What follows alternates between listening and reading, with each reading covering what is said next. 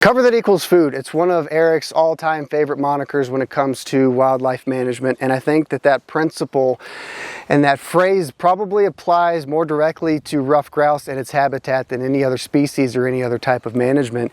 And when I think of cover that equals food, applying it to ruffed grouse, I think of native shrubs, because native shrubs can provide great thicket forming cover while also providing a food source. There are some food sources that don't always provide cover, and vice versa. For example, white oaks, a hard mass tree, some soft mass producing trees can produce a valuable resource, and they need to be present on the landscape and within a habitat, but they don't necessarily provide cover.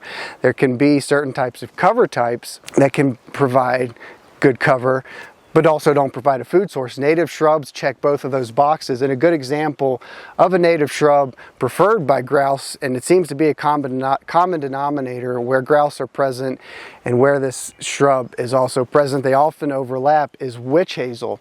It is a dense, thicket forming shrub. The grouse eat the leaves, they eat the catkins, they eat the seeds. It forms this multiple stems off of one root system.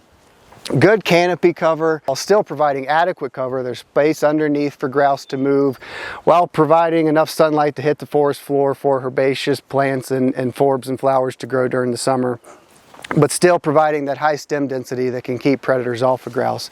So it's really cool. Witch hazel is just one of dozens of native shrubs native to our area. Viburnums, dogwoods, your berries, blackberry, deerberry, raspberry. There are dozens, but when you're thinking of grouse habitat, cover that equals food. Any plant species or habitat type that checks both of those boxes is going to provide a lot of utility for grouse.